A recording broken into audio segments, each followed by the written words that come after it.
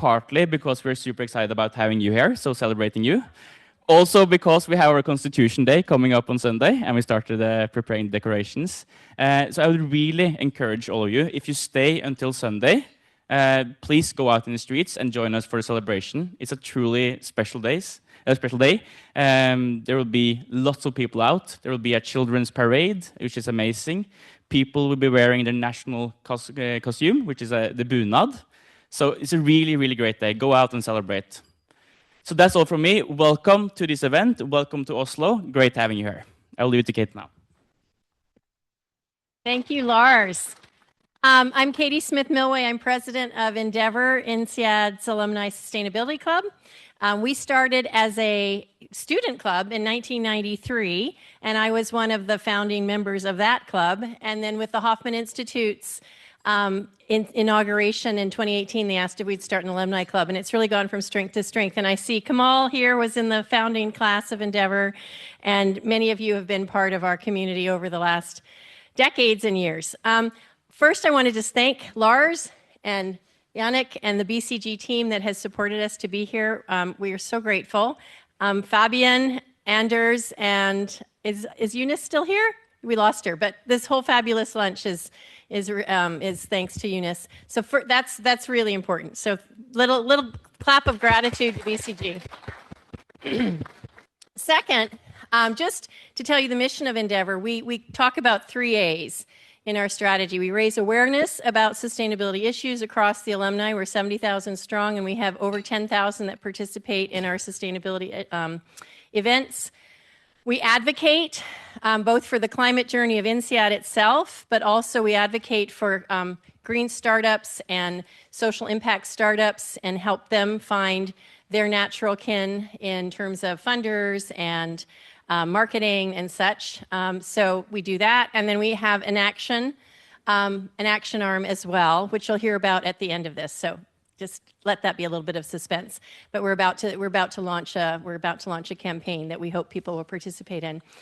With that, I want to say I'm just delighted that our program today features Ron Sunius, who has been an advisor to the Hoffman Institute and is a senior advisor at BCG, and Yannick Leendecker, who is from BCG's Munich office and has been a longstanding leader and expert in their sustainability practice. I'm going to let them come up and introduce themselves more thoroughly and walk us through the presentation.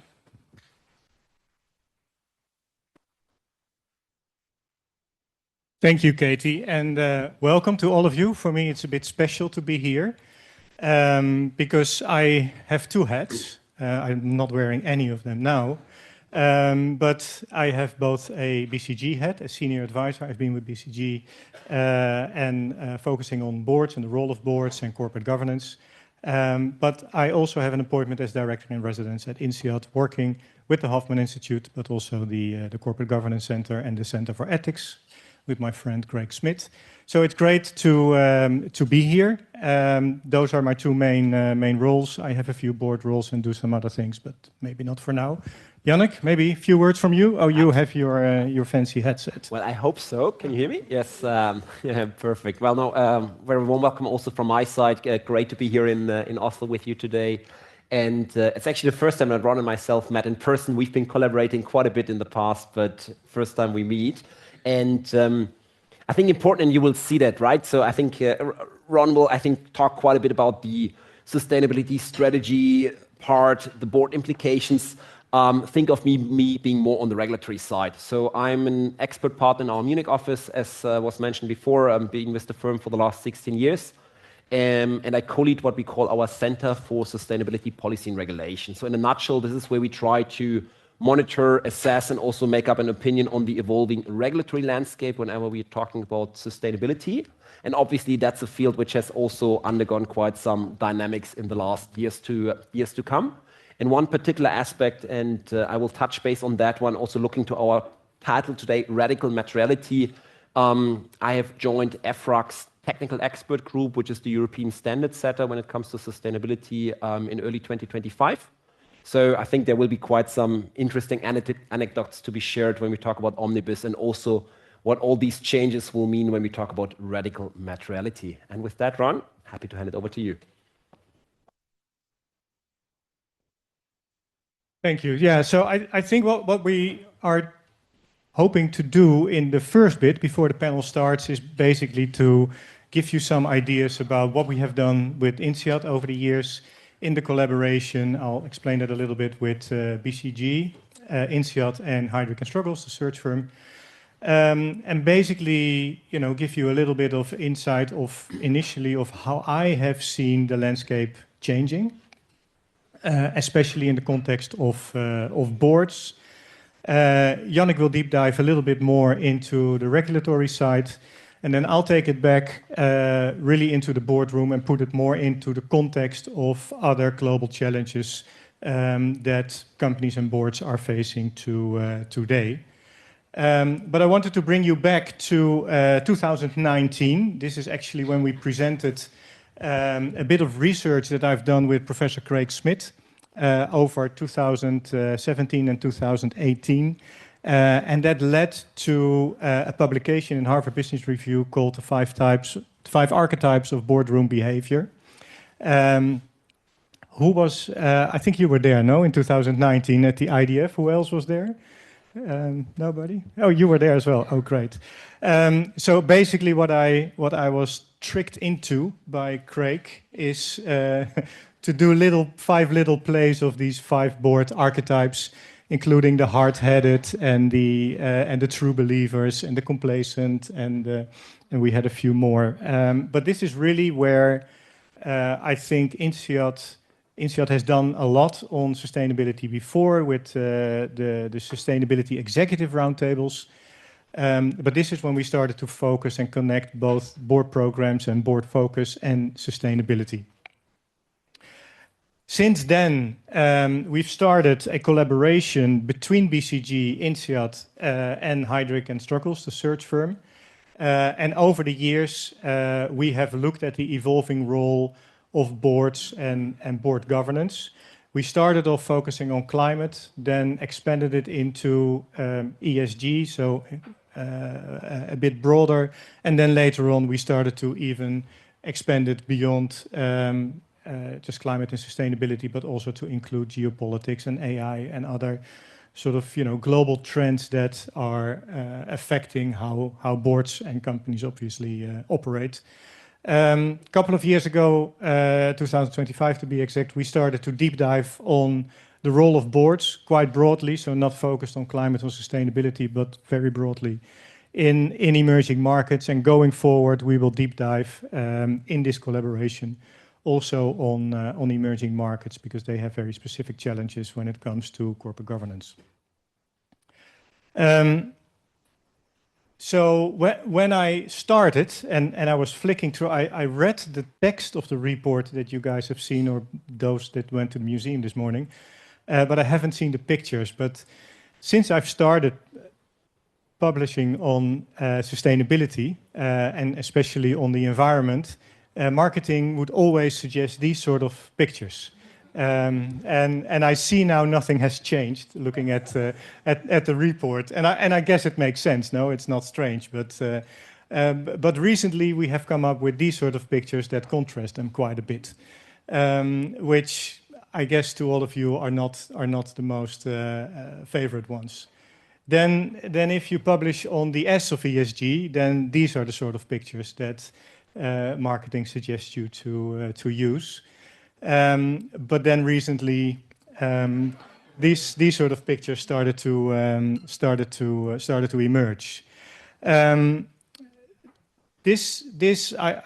been using this forever. I don't have a date, but I guess it's probably from the 2019 period when we started to do the first work on boards. And this was really to show people how the evolution is of sustainability into the core of operations, and how this is evolving, and how board involvement is increasing at the moment that it's getting more close to the core of the business. This slide has served me well for a very long time. Now I often feel it's more like this. It's going the other way around. It almost feels. But I think what we want to do today is also giving you a bit of notes of positives, of the positive side. I don't think it's all gloom and doom. I think it's a reset, not a retreat. And Yannick will take you through a few examples where we see positive change happening, where or how we see that the reset is happening. And then afterwards, I will come back to you to talk about the role of the board in the broader context. Absolutely. Thanks, Ron. Yeah, and I think building on exactly that, I think, as you said, some examples that might be worth highlighting. This is from one study we published called the CEO Radar. What we basically do is we look at earning calls across a number of different companies, across a number of different jurisdictions. And in a nutshell, it's a simplified buzzword search. So what seems to be top of mind of the CEOs, CFOs on their agenda, and also how it changed over time. And what was quite striking is, if you look at the bottom, climate exposure, greenhouse gas, this is all on the decline. This was a study, this particular one was from early 2025, so just before Trump went into office. But at the same time, and we talked about maybe changed perspectives, you see new topics emerging. And I think the one I found most compelling was the one on the very, very left-hand side on the natural disaster. You don't call it ESG, you don't call it sustainability, but bottom line, what is natural disaster? This is climate change in action. Okay, so from that notion, we are also sort of seeing the fundamentals basically staying intact, and it's just the sort of connotations that are basically being given and annotated to the topic. If we take that one step further, and this is just sort of to illustrate a similar point, this was from a study taken half a year later. This is now with Trump in office. You still see the same trend, sustainability sort of on the decline. And I think one of the topics we will be talking about in the panel later today will also be sort of managing in times of uncertainty or even chaos, as some might want to talk about it. Okay? The second piece, and honestly, that comes back to at least one of my personal beliefs, is when can you really make the green transition work? And this is not so much around ideology, I would say. It's also about making the economics work, meaning if the business case is clear, then you see changed behavior. If you're only having the discussion around you have to sacrifice and it comes at your personal expense, it will be hard, at least let's say in our democratic societies, to make that change happen. And this is a study that was issued by BCG and the WEF in late 2025 about the growth of the green economy. And I found it very compelling because if you look sort of at the current forecast, it's already a $5 trillion market. We're expecting it to grow to 7 trillion in 2030.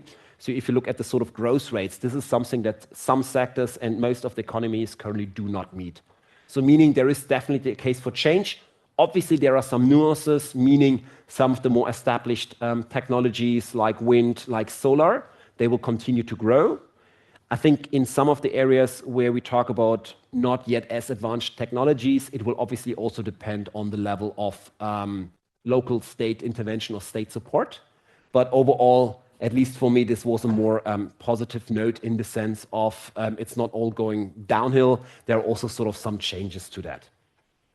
And let me maybe use that to make one transition. And Ron mentioned that I would like to make a short excursus on the regulatory topic, expecting that some of you might have had some interaction with the topic, but maybe not in the greatest level of depth. But at least from what we see, it really links back to the argument of radical materiality that we are talking about at the beginning. So for those of you who have been in the sustainability field for a couple of years, you will have grown up with the GRIs and with the SASBs of the world, meaning voluntary disclosures. It was a deliberate choice of companies to say, yes, I would like to talk about my environmental footprint. And so you basically issued your reports in that. And this is sort of something which has changed and evolved in recent years. And we have seen a strong shift from previously voluntary to now mandatory disclosures.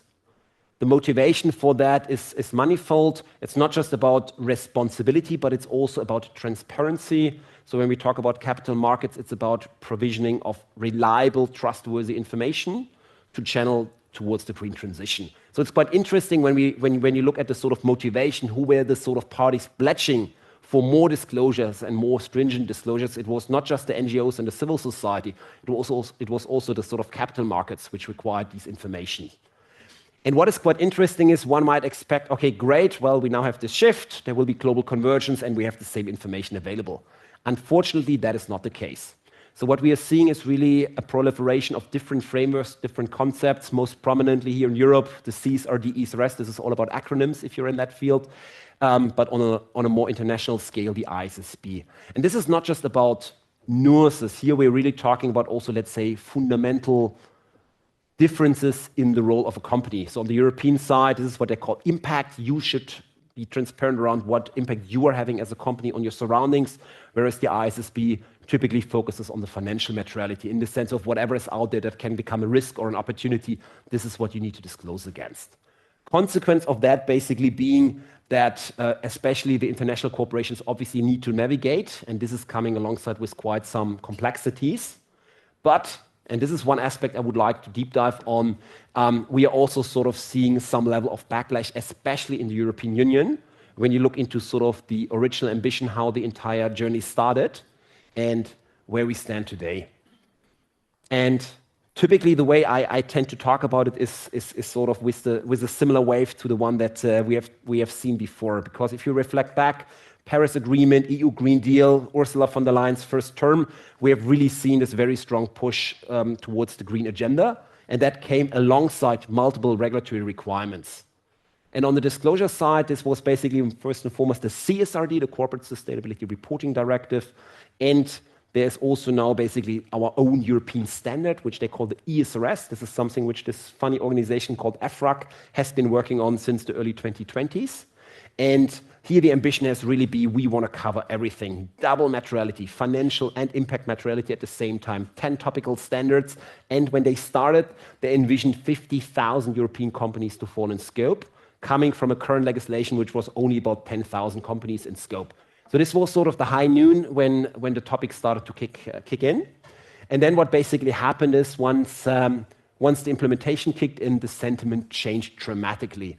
So basically what happened is that the first round of biggest companies, the so-called Wave 1 companies, were obliged to disclose for financial year 2024. So this was information that became available in Q1 25 on a broader scale. And what was really sort of shocking here and also gave rise to quite some criticism was also the sort of general mindset that was perceived or adopted in these reports. So whereas the original intention has been great, you talk about the topics that really matter, we have seen what we would call a compliance-only mindset. So consequence of that being also pushed by auditors in a way, but also sort of by everybody being rather unsecure about the topic, we have seen a proliferation of what they called material topics. Suddenly companies started ending up with 20, 25 material topics.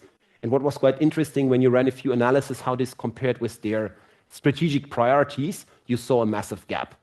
So you could now basically come to the conclusion, well, you might have been lacking ambition, or we might have overshot on the materiality side. And I would personally tend towards the latter. And I think there is evidence for that. So what happened in Europe, and this is not just on the ESG reporting side, but let's say growing concerns around competitiveness. Some of you might have heard about the Draghi report, has given rise to a significant mindset when it comes to regulatory requirements. So the Commission launched a so-called omnibus initiative. The first one was on the reporting topic, where they really said we would like to give it a fundamental review about how we think about the topic. And this has now also given rise to quite some changes. What do I mean with that? As said, FY24, and we are currently seeing very similar developments for FY25, is this compliance mindset. I have to disclose more information that is truly material. And from our perspective, what we felt was the most critical point about this was this broken linkage between your disclosure and your strategic priorities. So we ended up having quite a few preparers, and I could imagine some of you might have seen the same, which basically said, yes, look, we are filing that because we have to, but our strategy is something completely different. And that has never been the intention. The intention has always been, let's make information available that can directly inform your strategic choices. And here we have luckily seen some changes in the latest proposals. So what happened over the course of 25 was really a fundamental revision. And one of the key changes, and now we talk about radical materiality, has been the reintroduction. It has always been allowed, but it was reintroduced or made much more prominent of a top-down approach towards your strategic, towards your materiality assessment. So in the past, and some of you might have gone through that exercise, it was a very bottom-up driven exercise. You assess the so-called arrows, little nitty-gritty impacts, risks, and opportunities all over your business model. Now with the top-down approach, you take a much more holistic view. What is my industry? What are my peers? What are the sort of typical risks? And that is now sufficient. And I think that is also seen as one of the key levers, which will then inform sort of what are you disclosing against, and also trying to heal the sort of broken linkage between your disclosures on your one hand side and your strategic priorities on the other one. And with that, let me hand back to Ron. Thank you, Yannick. Don't need any more, right? Yes. There you go. So let this sink in for a minute. In this collaboration we have with Hydric and INSEAD and BCG, we have organized over the past 4 or 5 years roundtables for board directors globally. Closed session, 10 to 15 senior directors, to basically hear from them what's on their mind. And this is, it's a board member from a global top 10 bank. He's a personal friend of mine, and he actually said this. I think I edited slightly to make it a bit more readable, but the essence is still the same. And he did this a year ago. And I thought actually that this was not only insightful, because I think a lot of people think this, but he actually said it out loud. And I thought that was quite brave. I've used this quite a few times, and I get 2 types of reactions. First reaction is, you know, this is bollocks. We are in the board. We are always dealing with change. We are always dealing with uncertainty. This is our jobs, and we just have to handle it. And sort of on the other end of the extreme was where you can gather it, I guess, from what I said before, is where I more sit, is that, you know, realizing this and being able to say this out loud and discuss this on your board is actually quite brave, because I'm pretty sure many people feel this way. I was just waiting for a picture to be taken. We will share these slides, by the way. We also took a bit of a deep dive in this. This is not just one guy saying this, but we also looked at what do board directors now actually believe. And we looked at 3 elements: climate sustainability, trade, geopolitics, and Gen AI. And we asked them 3 questions on all of these 3. And then in the first row, you actually see that boards are growing confidence on climate and sustainability. And we have seen that consistently over the years. So I think the fact that climate and sustainability topics do not appear as much or not in the way that they have appeared in the earning calls or in any other way has partly to do with this. Boards by now do understand what it means. They do understand how to take this into the context of the business operations rather than you know, the other extreme of tree hugging and questioning why are we doing this. So there is quite a bit of understanding going on in the boards of how to handle this. Somewhat in trade and geopolitics. By the way, this was before Trump again, or second term of Trump. So I don't know what would come out now. Gen AI, this was early days, was very low. Then the second question we asked is, to which extent are you scanning for weak signals on each of these topics? And then you see the numbers dropping quite a bit. And even more so when you are asking them to which extent they are looking at these trends and trying to turn them into competitive advantage. So there is quite a few things going on. So what do we see from the work that we have been doing? We have seen a whole range of different things, but we tried to make some sense out of it. And I think the first thing that we notice is the convergence of transitions. it is all these things happening at the same time. And boards are getting increasingly competent on dealing with each of these individual topics, but it's still very complicated for them to see the interconnections between them. So I think that's one of the first things. Then the horizon challenge. Many of the corporate strategies are still 3 to 5 years out, where most of the things that we are looking at now, they play out in a much longer term. So how do you bridge that? How do you bridge that gap? And then there is the uncertainty challenge, which I guess makes a lot of sense, and I have a few slides on this. What is coming up recently more strongly, and I see this really in the last year or two, is the scrutiny challenge, both on activist investors that are not only attacking companies, but very specifically boards and very specifically individual board members, but also NGOs. Ahold Delhaize currently is under attack by an animal rights organization that are attacking individual board directors in a very, very nasty way. I won't go into the details here, but 2 board members have resigned because of it. So they are having effect. And it's on a very, for the NGO, it's a very big issue. For the company, it is, revenue-wise, a very, very tiny issue. So these are things that are coming up at the same time. So all these play at the same time. Now, I'd like to present a little bit of work of my colleague, Joe Santos, at INSEAD, who actually makes an interesting distinction between risk and uncertainty. And I like to present this because we see, this is the theoretical side of it, but we see actually emerging practices with boards who are actually dealing with this in an interesting way. So basically he says the biggest leadership mistakes happen when we mistake uncertainty for risk.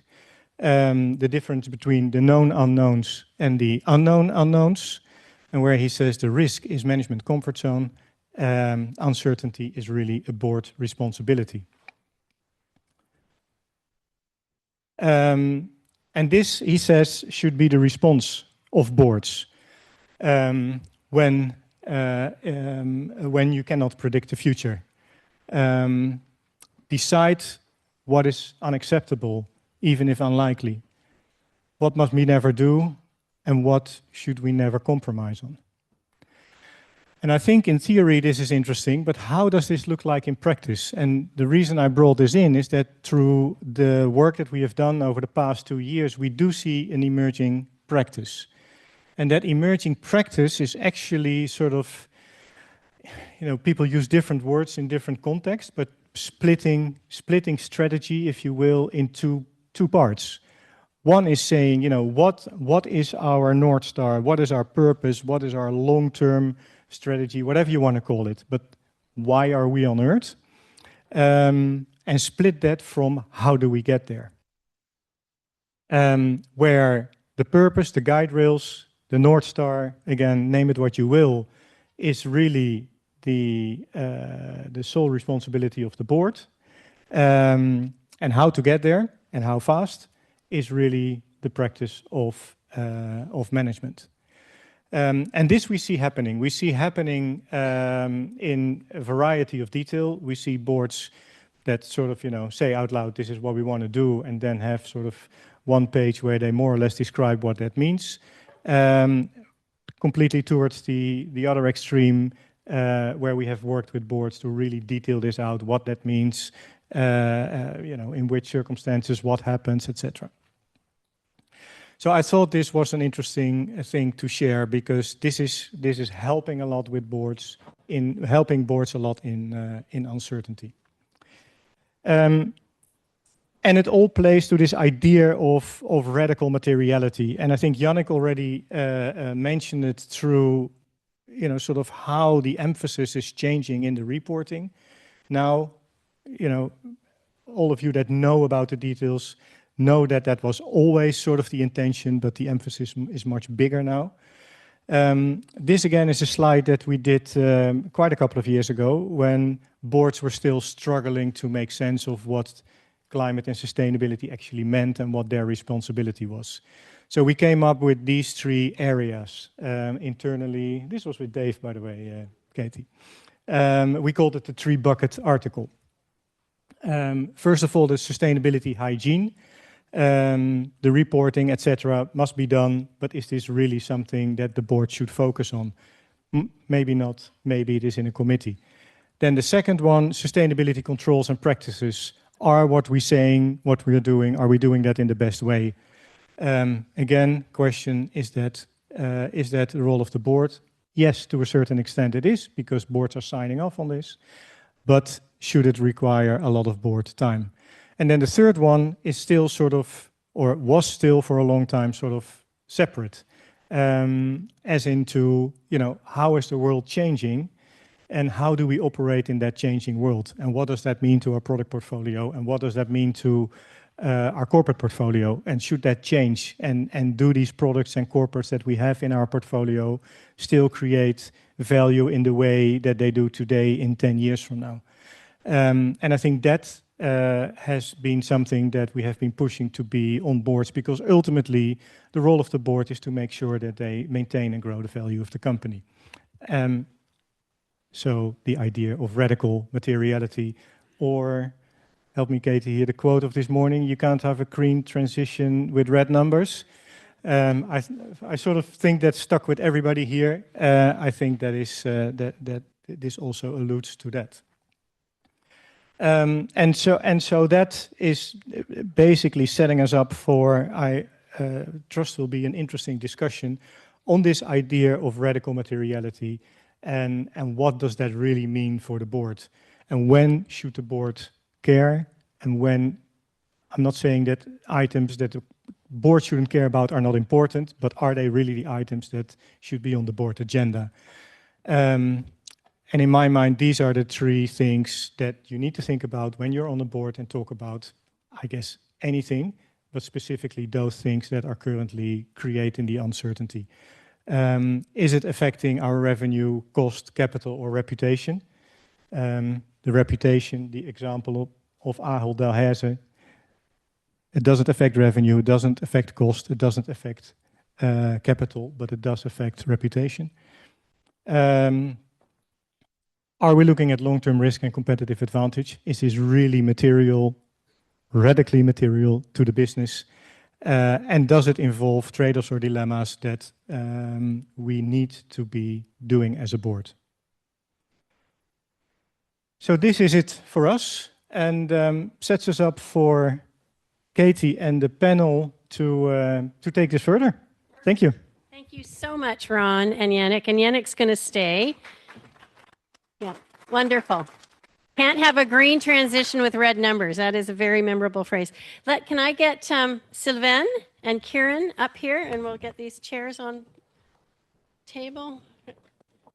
Great. One more. Put those three there, maybe. Yeah. How many people were actually at the Munch Museum this morning? So this is a really interesting compliment. We're moving up to sort of the board level, talking about some of the issues that this morning we discussed at an executive level. I am so pleased to have, we heard this report was sort of done just before the beginning of 2000 or 2025. Was it just before the change of administration in the United States, which seemed to start an avalanche of all sorts of things that are not necessarily in line with sustainability. But we have now with us executives who have been living these choices since, and we're going to talk a little bit in the first instance about what resonates from the presentation. So I'll just go down the line. If you can introduce yourself and then and your role, and then tell us what resonated. Yes, good afternoon. So I'm Sylvain Guilloton. I'm the Chief Rating Officer of EcoVadis, which is a rating agency on sustainability issues, but mainly in the supply chain. So we assess suppliers on their sustainability environmental practices on behalf of buying organizations. And we rate about 77 companies per year. What resonated? Okay, I think we'll just introduce and then say. Okay. Two things. First thing, the slide is the photo of the director's program in 2019 with the funny hat. I noticed there was not a lot of diversity in the photo. So maybe this has changed, especially in Norway, by the way, because there are regulation about it. And then slide 8, you know, the plus or minuses in terms of trends and topics, and whether sustainability is in recession. So I think there are some topics of sustainability that are kind of gone, the nice to have. There are some other topics of sustainability that are still there. They are integrated in the business. And then there are new ones which are more about the impact of the outside world on the company.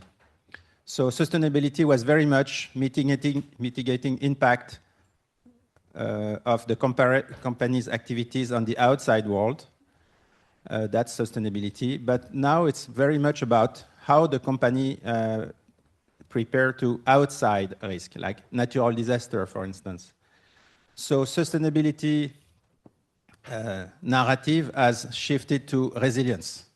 Is my company, what are the risks my company is facing in terms of social and environmental risk, natural disaster? We saw on the slide labor shortage, strikes, social conflicts. So it's more about resilience, and it's more about outside-in impact than inside-out impact. Good point. Kieran is from Norway, and she's going to introduce herself. Hi, I'm Kieran Aziz, Head of Responsible Investments at KLP, which is Norway's largest pension company. I think the presentation really reflected what we are experiencing when we are engaging with the boards. I would like to say that one thing I would like to add to that conversation, that it is also very much a landscape of trade-offs. So this is also a new element which the boards need to take into account.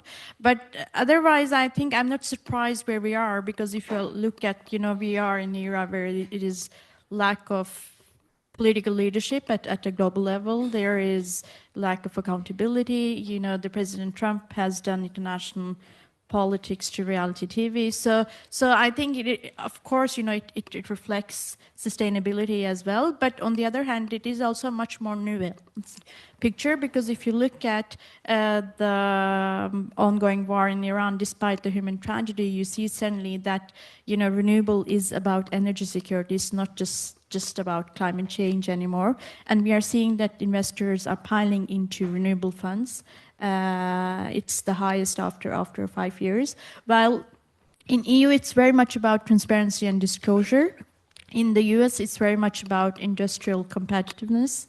And if you look at China, you know, clean tech, they are leading in clean tech, but it's also a state-controlled strategic resilience they are dealing with. So, but one thing I think the other is also what when we engage with board, we see that they are very much short-term, you know, dominated than long-term, because the sentiment has changed due to the geopolitical situation. Thank you so much. John Lunn. Is this on? It might be on, actually.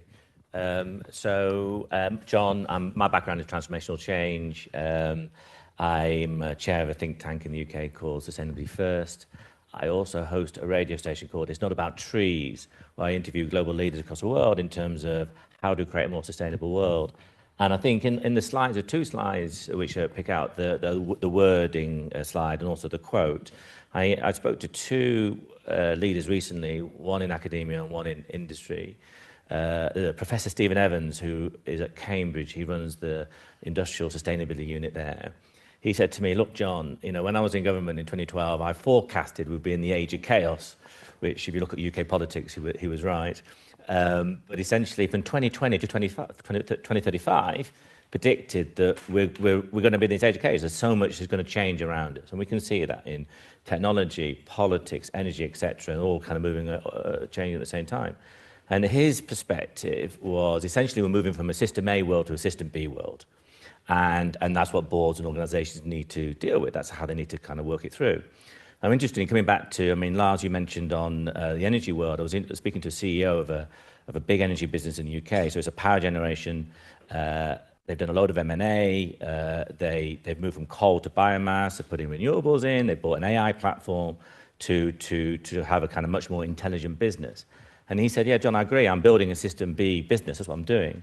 But the problem I've got is I'm working in a system A world. The governance, the regulation, the rules I'm having to operate in is not moved on.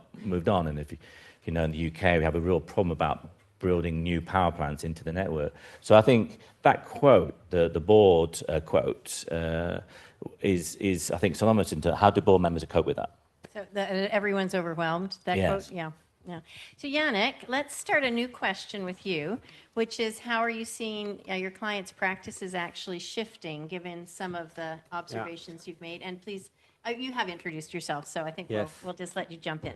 No, absolutely. Yeah, absolutely. So I think it's a very, you could even say bipolar world that we are seeing. So let's say the change in the political landscape has triggered different behaviors for sure. But I would say two patterns emerge, right? One being where corporations are really stepping away from previous commitments. So meaning there has been this whole narrative around net zero, and now they really abandon the measures. That's, I would say, in my perception, the minority. The majority is quite interestingly operating on two levels. So one being this notion of how verbal and how explicit do you communicate about that change. And here we have really seen sort of people falling silent. So this entire discussion around green hushing and not being fully transparent, definitely. But interestingly... Green hushing? Basically, I mean, greenwashing is, you know, you overstate what you do. Green hushing is you just stop talking about it, right? And the more fundamental, and I think that's the at least reassuring pieces, the work continues, right? So meaning now the sort of visionary talks are over. Now it's more about the implementation. It's just not as present and vocal anymore, but companies are still sort of trying to find ways. And I mean, we talked about physical risks, for example. We internally usually have this notion around, look, physics and chemistry will bring the topic back onto the agenda. It's a question of time, but it will basically return. So I personally find it quite reassuring, at least from what I'm sensing, is the work continues, but more in the dark. Yeah. Right. Kieran, your practices at KLP, but also among your investees, what are you seeing shifting? What we are, I think the point you said, Yannick, that we're also seeing that the companies, they are embedding sustainability in their core strategy. And it came a study from World Economic Forum 2 weeks ago where they said that, you know, can sustainability lead to financial performance? And the evidence is getting more and more clear, because if you embed that into core strategy, then it will lead to profitability, but it has to be, you know, you need to measure that in a clear manner. And this is what we are seeing both, especially for the European companies, but also in Asia. This agenda is very much led by the governments. I can give an example, you know, even like I said, in the US, it's quite nuanced. There is one Danish company, Vestas, which is a listed company, and they manufacture wind turbines, and they have facilities in the US which are primarily there to serve the US market, and their share went up 83% last year. And this is mainly due to the US market. So I think it's also that even in the US, even if Donald Trump doesn't like or talk about climate change, but he's very keen on critical minerals, and you can ask why. So even if in the US it's very much about, you know, the driving factor is AI, but I think it says something. And when it comes to the companies, that's true that, you know, that it's due to the political backlash in the US that they are less transparent. But when we engage with the companies, we also see both from investors' point of view and the companies that it is they want to stick to the strategy they had, and they understand that they might need to do some adjustment to the strategy on short term, but the long term is there. And one last thing, I think it's for us as investor, be engaged with the companies to influence, but I think we have also realized that we have limited tools, because that has happened to both the companies and the finance industry, that we took on too many ambitions, and then we realized that we have limited tools. So I think we also need to replace the responsibility at the government and policy level where it lies for many of the areas. And have a clear policy framework. Yes. So Sylvain, tell us about your suppliers. What practices are you seeing shifting? And any reflections on what you heard from? Yes, so very much about radical materiality, which for us means sustainability has to make business sense. So basically, now the speech or the narrative has changed. It's not about saving the planet anymore. Although I like the quote, "You don't make green numbers." You can't have a green transition with red numbers. Yes, Yeah. but I think you can't have green numbers with a red planet as well. In other words, there's no winning company in a losing world. But this is kind of on the other side now. Now it's about business, so cost efficiency to save cost, diversification of energy sources, access to natural resources in your cosmetic ingredients, for instance. So it's more about resilience. It's more about supply chain resilience. We see, for instance, a lot of companies reshoring Chinese suppliers to Europe, or American companies reshoring some suppliers to Mexico to diversify. And it's not only about because there are better, quote unquote, working conditions in Europe. It's also about it makes sense business-wise. I give you another example. There is a big data center project in France now in near Paris, 1.4 gigawatt. And one of the big arguments is about the electricity being relatively decarbonized because of nuclear power in France. But in fact, all the investors are not investing, I think, for the fact that it's decarbonized. I think that's one argument, but it's not the biggest one. The biggest one is data center are in huge demand. And for instance, we have Emirati investment fund, GMX or MGX, investing in this data center. It's not because the electricity is decarbonized, it's because data centers are usually required in Europe. So there's a lot of sustainability topics that are basically being reframed as, business sense. And I think I remember the slide where, it's one of the slides says basically that's better for the long term because it means it will be really integrated and it will be even more sustainable. Yeah, the electric vehicle market was another example we discussed, whereby right now it's about auto market share. I mean, it's not about pushing forward the technology as much as people want those cars. Yes, exactly. Yeah, in Brazil, the Chinese automaker or EV automaker are pushing are the number one in market share and penetration. In Europe, there's a big battle as well, but it's not. We don't talk about sustainability anymore. It's not anymore. It's because it makes business sense, especially now with the price of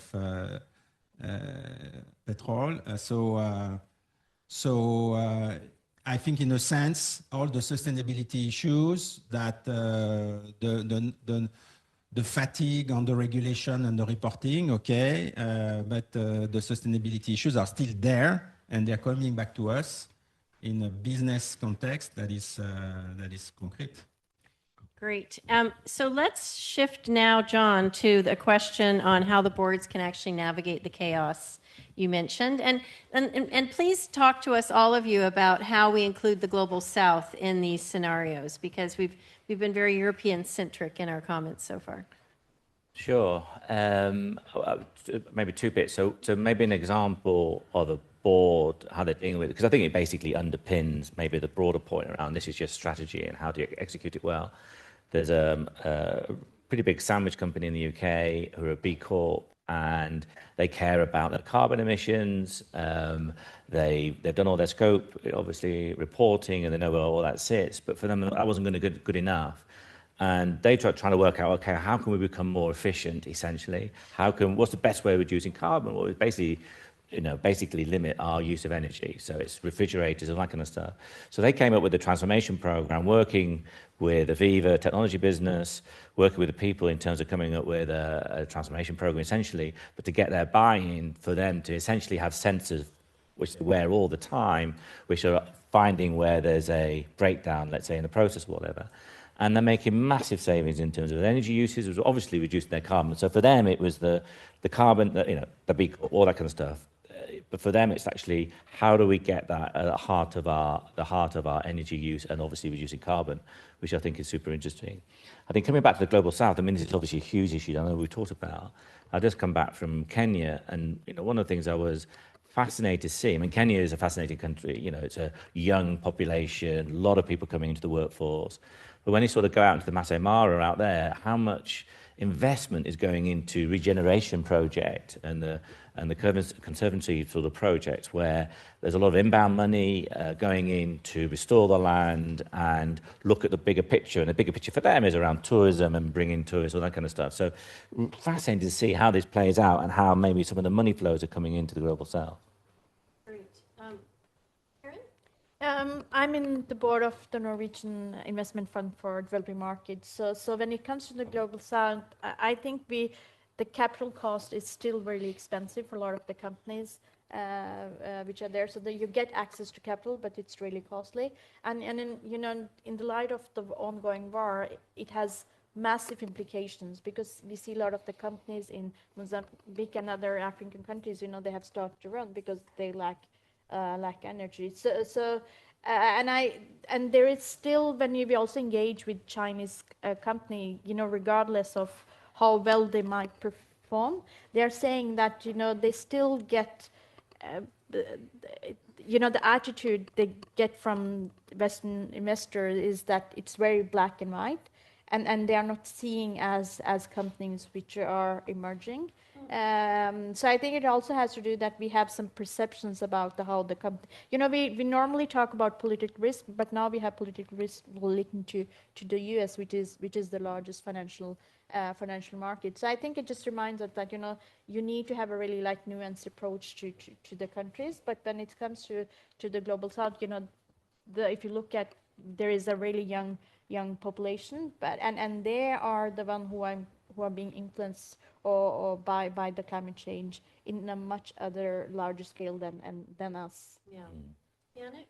Yeah, no, maybe let me share two thoughts. So on the general, how should boards react to that? So if you would have asked me 2 years ago, again, coming maybe from the regulatory side, I would have said, let's be super proactive. This is a given, anticipated, this will shape the markets.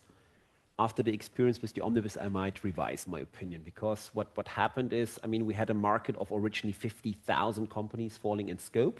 You had consultancies, you had software vendors basically anticipating this as a sort of newly created market.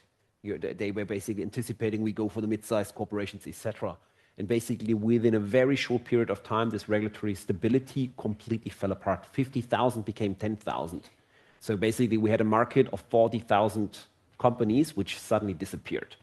And that has been, for me at least, a little bit. The companies disappeared? Not the companies disappeared, but the fact they escaped the compliance. They escaped the loop. regulation, Okay. exactly. And I think for me, this is a very concrete example. Historically, I would have said regulatory stability, anticipate, be proactive. Frankly speaking, I think now you should always anticipate there can be last-minute changes, big time to this process. And I think this is just sort of one of the elements to consider. Second, adding the Global South. Europe is a good use case to also maybe learn how it might not be done, because we've started high with a very high ambition, everything on the sustainability side, everything at once, and we save the world and we will become the North Star of everybody. And now what's happening once economic situation gets a little bit tougher, well, basically they now had to recalibrate. And sort of what we are seeing on the regulatory side, especially on the disclosure, quite a few of the global southern countries and economies have opted more towards the ISSB approach. They are much more credible. You can debate whether financial materiality is the only... ISSB, can you decode that? Yes, so we mentioned that before, that's the International Sustainability Standards Board. In a way, it's the international pendant to what's happening on the European side, but with this very important notion. In Europe, the role of a business is not just to make money. They have this responsibility beyond. The ISSB tends to take a bit more of a narrow view, financial materiality only. And at the same time, they have a much more credible approach. So they didn't say we solve everything at once. We have 10 standards covering the full ESG universe.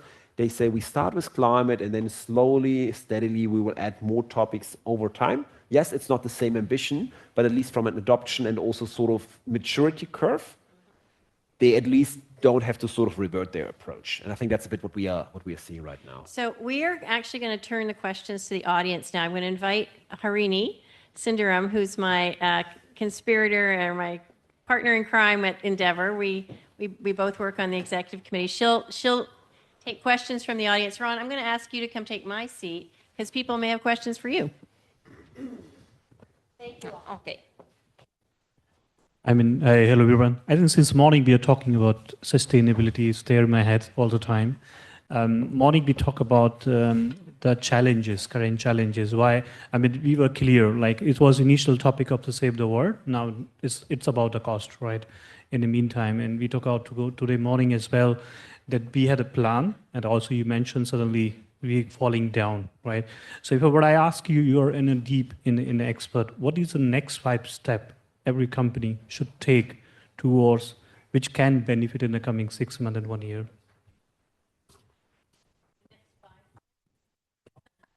At least one. Yes, I just want to be conscious that we're changing of regime. We're going from a world of, international law, multilateralism, certainty, towards power dynamic,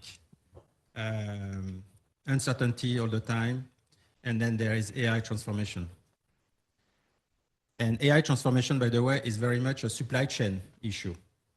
Okay, there's going to be a huge demand on AI tokens, and not everyone will have access to AI tokens, and they will become very expensive.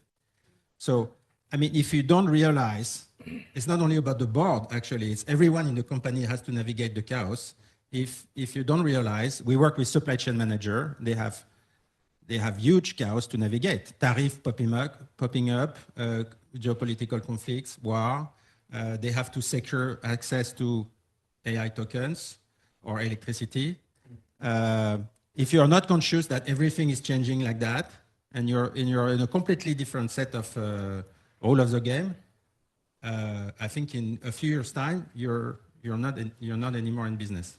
So I don't know what the next 5 steps should be, but I know at least one: you have to quickly, understand this dynamic, and then understand what it means for your company, and making sure everyone in the company, starting with the top management and the board, understand this and are going to help embrace this transformation.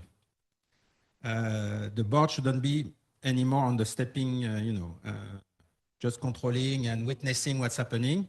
They have to be part of this transformation because it's a completely a new world.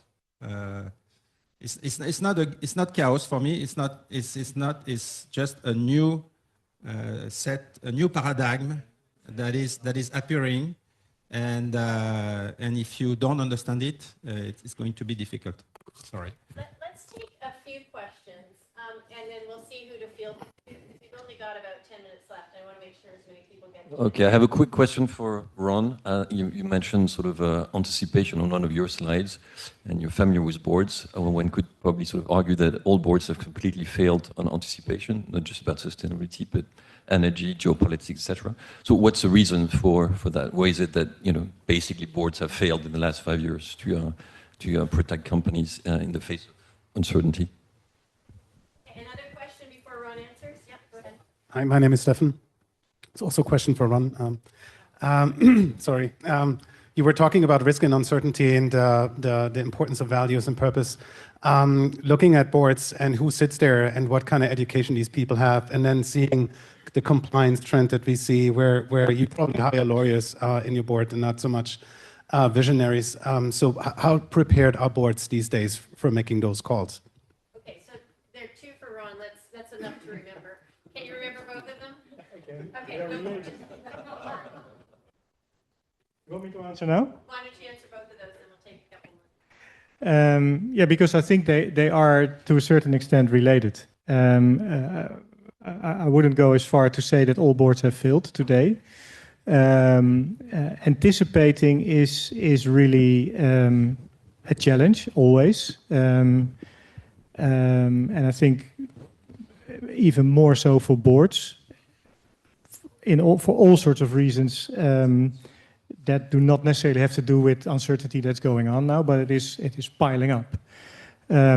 So I think maybe my answer to both questions would be, and also to a certain extent of the earlier question, is I think what's extremely important now to do for boards is to make sure that they do both. So I always have this mantra in my head: the most important role of the board is to maintain and grow the value of the company.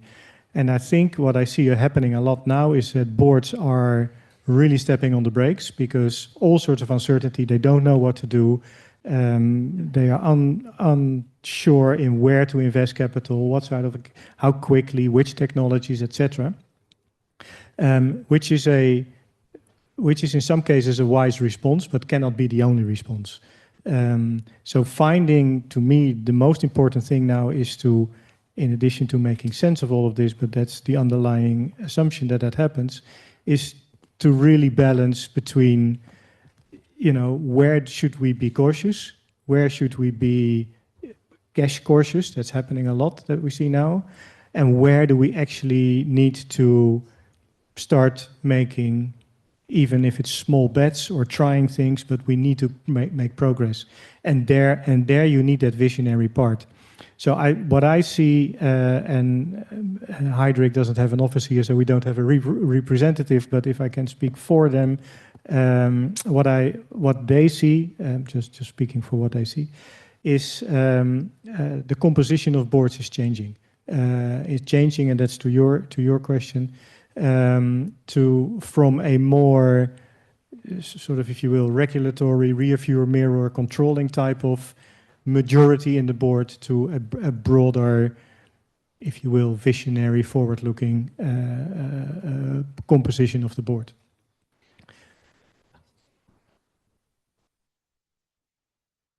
Those two, that's it. Okay, so thank you so much. I think it's super interesting to hear all of your perspectives. My first question is actually around what I think will be the real the real disruption coming first, and that is on the social side, and that is the total wipeout of jobs. So I wanted to hear your perspective on that, and why, because I hear a lot on the green side, but I actually think the other side will impact everything first. The other question is, what's the responsibility of the sustainability industry itself, which you actually represent, all of you?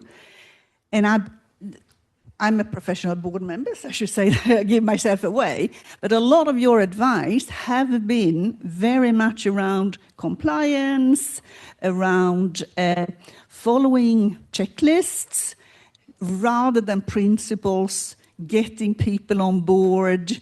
And I really would like to see that changed, because it's not easy to sit on the boards and actually getting all of this. And I just literally 2 days ago had a discussion with somebody when I was asking, this is the word I really would want you to change, and that is around materiality.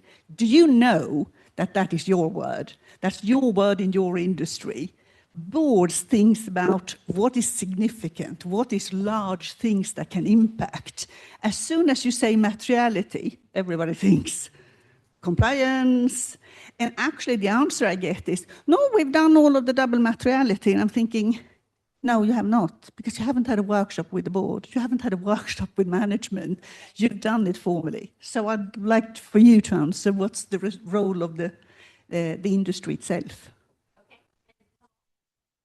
Sure. So Kamal from Loyal VC. Yannick, you were talking about metrics, and Sylvain knows it as well. We've been estimating social and environmental return on investment because as an investor, we want to be able to compare financial numbers against the sort of the financial impact of social and environmental factors. I'm curious if that's a topic which have come up, because especially we found that in the past 6 months, AI has taken what is a really challenging calculation and made it very approachable even for a small fund like ours. So wondering if social and environmental return on investment is a metric which is starting to come into the conversation. Maybe you can take Kamal's question. Does that work for you? Or Which one? the one about AI now making social and environmental returns actually more attainable? And then sounds like, let's see, who should take yours? I'll give it a go. Good night. So, no, so what we've seen, we've EcoVadis, we've been around for 20 years, so now we are not a startup anymore. And so we've been looking at young startups on the environmental and social impact side. And it's true that a lot of them now are AI native. And I think that's very promising because this is going to help the value chain of data and the value chain of decision making. So, and we notice also the way they brand them or the way they pitch is they pitch about AI. They don't pitch about so much impact, or it depends which kind of investor they are meeting actually.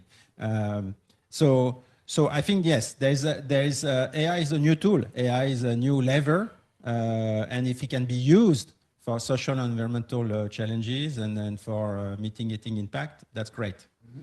And but it's true, I agree with you. I'm very optimistic for environment because I think all the planets are aligned to cut energy consumption.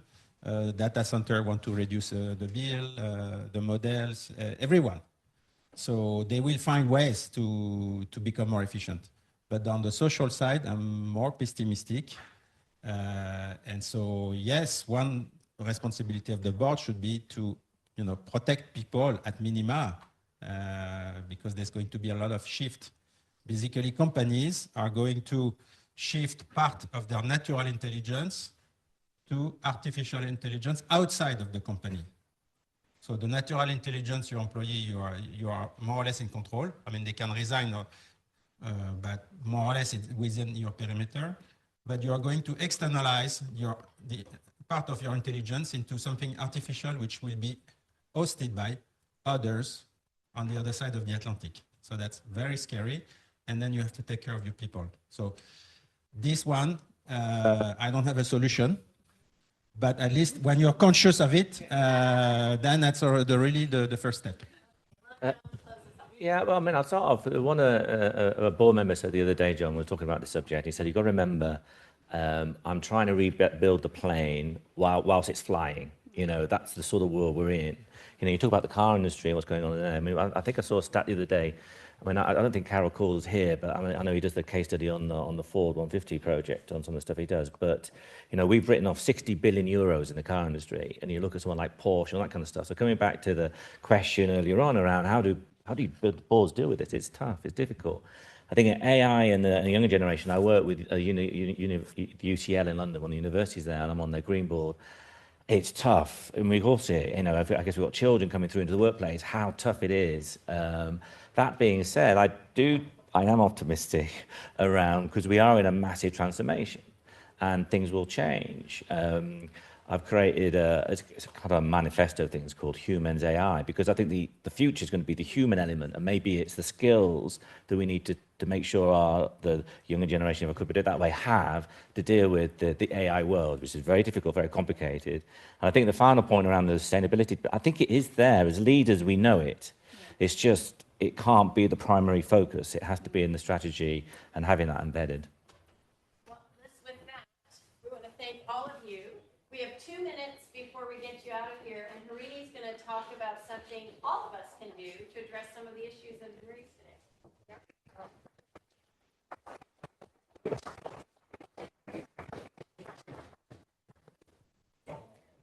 Maybe I can start with what Katie was starting as part of the introduction, which was the 3 A's. And I'll talk about the third A, which is the action thing. And it's something that we call as community impact challenge that each and every one of us can do, because we talk a lot of things that government can do, corporates can do, maybe the other parts of the world can do, but there are many things that we can do. And the thing that we are going to talk about is Digital Detox Challenge. So this is something that we are going to launch, of course, as part of the OSLO Forum. That is, how can each of us be far more mindful in the way that we are using our digital devices? Our digital devices, our phones, laptops, can we be far more mindful? Maybe just to throw out 2 facts. So there was a study that was done which tells that there is 180 zettabytes of information that's getting stored data coming in from the digital industrial devices and also from our personal consumption. And 1 zettabyte is 1 trillion gigabyte. And of that, 85% of the data is never even used. It's dark data, which means it just sits somewhere, but we are building data centers to capture it. So can we be far more mindful in terms of the data that we store? And I'm sure we click a lot of pictures which we never look at. So can we take the next few weeks to clean those things up individually, and hopefully that can lead to maybe less data centers getting built, but it's something that we can do. That's one. The second is the time that we spend in terms of scrolling and looking at different things in our devices. It's a lot. And again, a study shows that even if we can reduce 2 hours of our screen time for 3 weeks, it can help us to improve the mental decline that happens by 10 years. So can we do that? Okay, so if you're interested, if you think that yes, you can play your part, even if it's tiny one, come and meet tomorrow during lunch to learn a bit more about it and how you can get started. I mean, might you are aware, I mean, just I was reading yesterday article. It says that when we say to ChatGPT, hello, good morning, or maybe how are you? And it was a quiz that how much energy is consumed in a bag. So any guess? So I was surprised to see the result. It was a full 1 iPhone charger capacity. Exactly. Yeah. So this digital detox challenge, it's 6 weeks. We will be pushing out little newsletters to tell you what to clear from your downloads, what to clear from your phone. It's a chance to really sort of reset, help the planet because you'll lower your carbon footprint by getting rid of some of the storage, sort of burden, but also help your mindset because you'll lower your own stress. So all of this to be told tomorrow at the meetup. There's an Endeavor meetup at lunch tomorrow. Come to the table. We'll give you the materials. And you'll also probably hear from your NAAs and global clubs. Thank you all. Now, yeah, and thank you, BCG, for hosting. Thank you.